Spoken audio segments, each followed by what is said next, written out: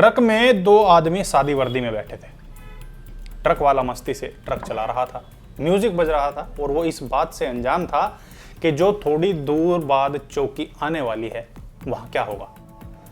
अधिकारियों ने ट्रक वाले से कहा कि जो आगे थाना आएगा वहां तुमसे आज कोई रुपए नहीं लेगा।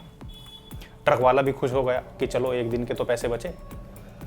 उसे ये भी लगा कि शायद ये कोई दरोगा है जो सादी वर्दी में है, लेकिन उसे खुशी थी कि उसके 500 रुपए आज बच गए। रात के 1 बजे के बाद जैसे ही ट्रक पहुंचता है पुलिस चौकी के सामने, फिर वहां बड़ा खेल हो गया। ट्रक में बैठे दोनों कूद पड़े। एक थे अपर पुलिस महानिदेशक और दूसरे थे डीआईजी यानी पुलिस उप महानिरीक्षक, और वसूली करते हुए पकड़ लिए गए आरक्षी। दरोगा जी के साथ साथ पूरी चौकी खाली हो गई। उधर थाना अध्यक्ष पर भी अपराध दर्ज हुआ। पता चलता है कि ये थाना एक रात का 5 लाख रुपए वसूलता था। नमस्कार, क्राइम पेट्रोल में आपका स्वागत है और मैं आकाश देशवाल। ये और कहीं का मामला नहीं, उत्तर प्रदेश के बलिया जनपद का है।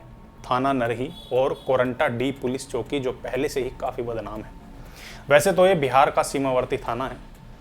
आगे पूरे थाने के सस्पेंड होने की कहानी बताने से पहले आप सभी से रिक्वेस्ट है कि आप हमारे चैनल को सब्सक्राइब जरूर कर लें, साथ ही वीडियो को लाइक और शेयर करना बिल्कुल ना भूलें।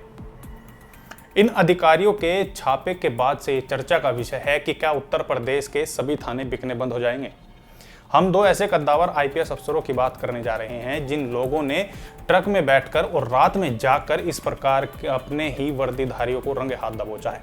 वैभव कृष्णा आईपीएस हैं, 2010 बैच के। अभी जून में इन्होंने कार्यभार ग्रहण किया डीआईजी आजमगढ़ के पद पर, जिसमें मऊ और बलिया आता है। इन्हें सूचना मिलती है कि बलिया में नरही थाना ऐसा है जहां रेट लगता है थाने अध्यक्ष बनने के लिए, और एक दिन में 5 लाख रुपए वहां से आता है केवल ट्रकों की वसूली से।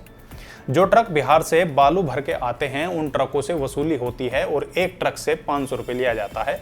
1000 ट्रक लगभग रोज पास होते हैं। इन्होंने ये बात पीयूष मोरडिया को बताई जो अपर पुलिस महानिदेशक वाराणसी जोन है। यहाँ लगभग 10 जिले आते हैं। एक जोन में पहले जोन आईजी देखते थे, अब ये डीजीपी देखते हैं। इनसे बड़ा रैंक एक ही है, डीजीपी का। वैभव कृष्णा बागपत के रहने वाले हैं। नरही में जो हुआ उसे लेकर वैभव कृष्णा बताते हैं कि अपने एडीजीपी को कि सर ऐसे हो रहा है और वहाँ इस प्रकार की लूट है। प्लान बनता है और फिर 24 व 25 की रात में डीआईजी के नेतृत्व में 3 टीमें गठित होती हैं। अलग अलग पुलिसकर्मी अलग अलग वाहन में एडीजीपी साहब भी पहुंचते हैं। इनके नेतृत्व में भी टीमें गठित होती हैं और सादे भेष में, ऐसा भेष जैसा विजिलेंस के लोग पकड़ते हैं छापा मारकर। यह टीम पहुंचती है अपने अपने वाहन लेकर शुरुआती जांच करने। ये सभी जाते हैं भरौली तिराहा। अब भरौली तिराहा से बढ़ते हैं, देखते ही देखते वहां जाते देखते हैं कि वसूली हो रही है। ट्रक रुके हैं, उनसे पैसे वसूले जा रहे हैं। अब ये लोग सीधे अपनी गाड़ी लेकर जाम से फंसते हुए आगे बढ़ते हैं और चले जाते हैं गंगा नदी के पुल को पार करके पहुंच जाते हैं बिहार के बक्सर में। बलिया और बक्सर दोनों की लगभग सीमा में। बक्सर के गोलंबर पर जाकर आपस में बातचीत करते हैं, प्लान बनाते हैं कि कैसे पकड़ना।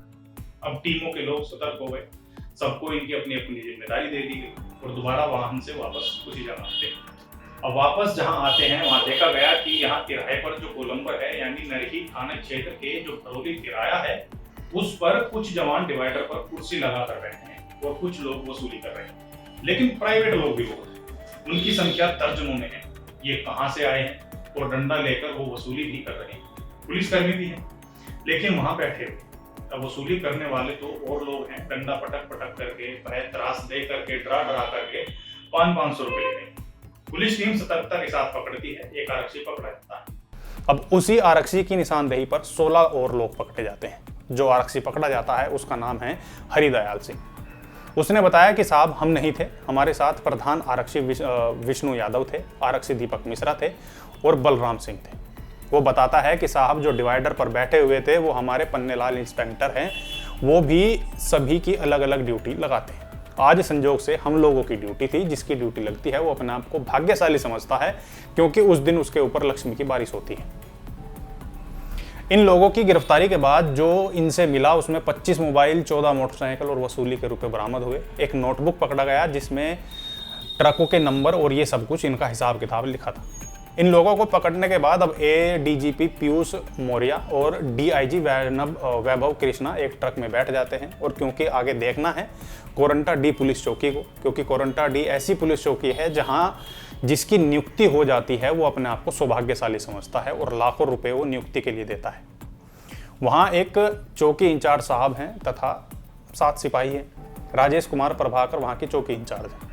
अब दोनों अधिकारी ट्रक में बैठकर आगे बढ़ते हैं और ट्रक वाले से बताते हैं कि हम हैं, आज कोई पैसा नहीं लेगा। आगे बढ़ते हैं तो वहाँ ट्रक की लंबी लाइन लगी थी, वहाँ रोका गया तो 500 रुपये की ट्रक वाले से मांग की गई। ड्राइवर ने कहा कि साहब पैसा नहीं है, उधर तो हम पहले ही देकर आए हैं। उसने कहा ठीक है 500 वहाँ देते हैं तो यहाँ भी लगता है, नए नए आए हो। तो जैसे ही 500 रुपये देने के लिए ड्राइवर निकलता है वैसे ही दोनों अधिकारी ट्रक से नीचे कूदते हैं और एक को अरेस्ट कर लेते हैं।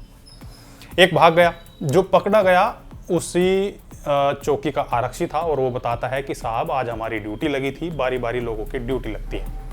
ये आरक्षी कोई गुप्ता जी हैं जो पकड़े गए हैं।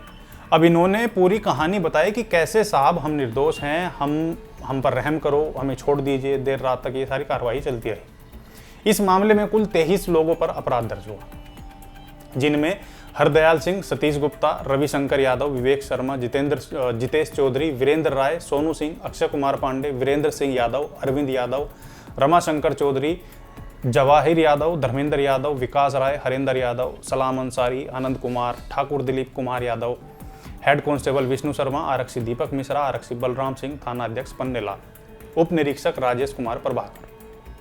तो ये थी वो पूरी कहानी कि कैसे रात भर जाकर दोनों अफसरों ने ये छापेमारी की और जनता का भरोसा जीतने में कामयाब रहे और सीधे तौर पर संदेश दिया कि जब तक ईमानदार अफसर रहेंगे जनता को डरने की और पुलिस को घूस देने की कोई जरूरत नहीं रहेगी। फिलहाल इस वीडियो में इतना ही, आज के लिए इतना ही। नमस्कार।